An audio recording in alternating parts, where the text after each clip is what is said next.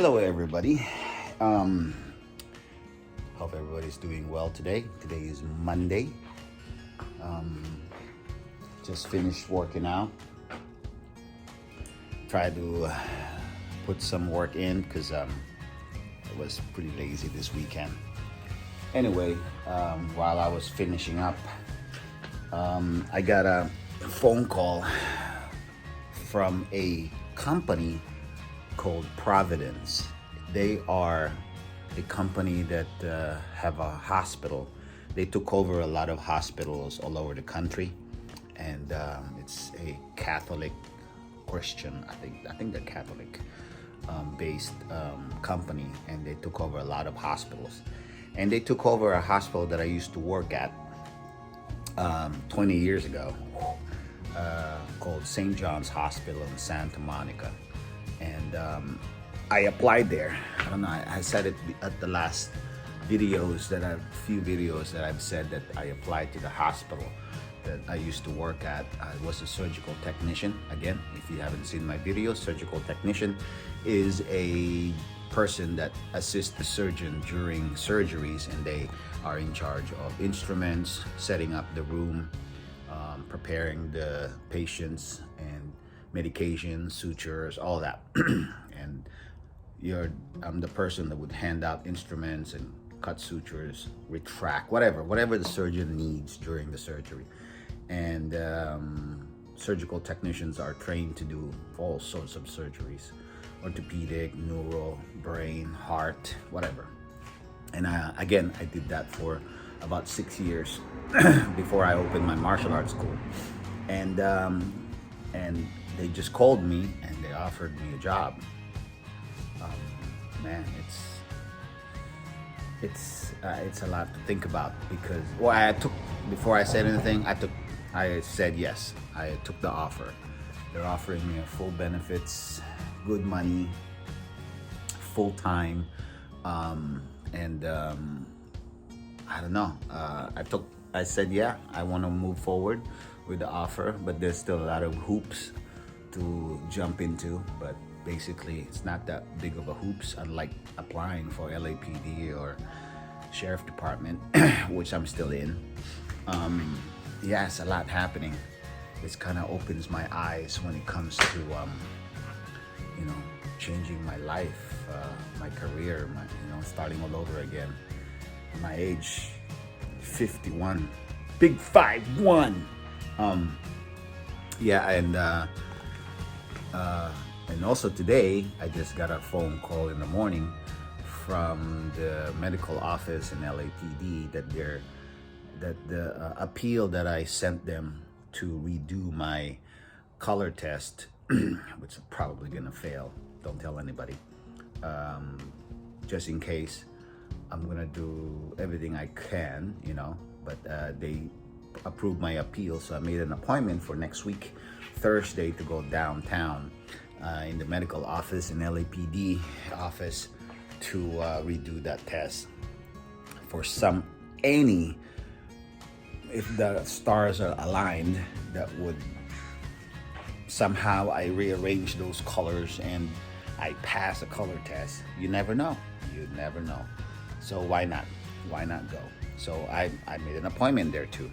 And then this week on Wednesday, I have a polygraph test for Sheriff Department. So there's a lot of going on, and there's a lot of choices I have to make. But I was just talking to my wife, and we discussed it a few minutes ago that I will take the offer at the hospital, and because in contingent with if I pass everything else. They have to do a drug test, they have to do physical, they have a lot of paperwork to do and stuff like that. So until I sign that paper saying I am employed in the hospital again, then I'll stop everything. But for now, I will do everything else. I actually also have to take a test, a typing test that I have to submit to become a dispatch for Inglewood PD. I tried that too. So that one, I think I'm gonna withdraw my application for that one. I just did that just because, you know, I applied for every job that I can find, revolving around police business, you know. But that one I think I'm gonna withdraw. I just don't see me enjoying becoming a dispatch. I did that because, you know, if I'm a dispatch working for the city of Inglewood, maybe transferring to another department, such as being a police officer, would be a little easier. That's why I'm going on that route. But that's the reason I did that. But other than that, yeah, I think I'm gonna withdraw my application on that. But yeah, it's kind of exciting. I'm kind of excited that I'm going back to work. I did enjoy working at the hospital as a surgical technician, but the job that I took, that I'm taking, working in a hospital, is not exactly surgical technician yet, because it's been 20 years the last time I scrubbed, so things have changed over the years. Protocols and procedures and the hospital view, they changed. They redid construction in the hospital that I worked at, so everything has changed. Everything has changed. So if I'm just picking cases, case card technician, you'll get me everywhere in the surgery, and I'll get to know everything. Possibly after a few months, start scrubbing, assisting, you know, shadowing a surgical tech, or just watching surgeries, for me to get reacquainted being a surgical technician. It'll be a lot easier transition. So that's why I'd rather do that for now, because I don't want to jump in and I don't really know shit for the last 20 years, whatever change they've done, and then just make a fool of myself and then get fired for it. So I'd rather pretend not know nothing, and then once I know it, jump in and say, bam, I'm a superstar, I know. But yeah, so that's what I'm gonna do. And yeah, it's kind of exciting. It's looking up, but now it's making me feel very, very sad, thinking that looking at my students' face and all the kids, I have about 38, 40 students that I'm gonna have to look in the face and say, I can't teach you anymore, and I will be leaving. Some of these kids grew up with me. Some of them are going to college already. Some of them are already in college, and I've had them since they were 6 years old. You know, these are my kids. You know, I only have one daughter, but I've helped raise kids, over 100 kids, more than that, because over these years I have black belts that are in college. I have 3 black belts, two black belts that are in medical school right now, and I've had them since they were in high school. Think about that. So I helped raise a lot of these kids, and it's, you know, putting a tear in my eye thinking that I'm gonna stop doing what I was doing for 20 years. Think about that, people. If you were doing something for 20 years and it was part of your life and it defines who you are, and suddenly you're not gonna do it anymore, it's kind of sad, you know. Ask those people who's retiring from a job that they've been doing for years. That becomes their identity, and they can't do it anymore. It's pretty sad, you know. So yeah, that's where I'm at, and yeah, we'll see what's gonna happen. And but regardless, it's gonna be an exciting adventure and a different path that I'm gonna take. And either way, it's gonna be fun, and I'm gonna enjoy it. And that's what you should be doing. Don't do anything you don't enjoy. What's that I heard somewhere? If you do something for money, not for passion, you will never enjoy life.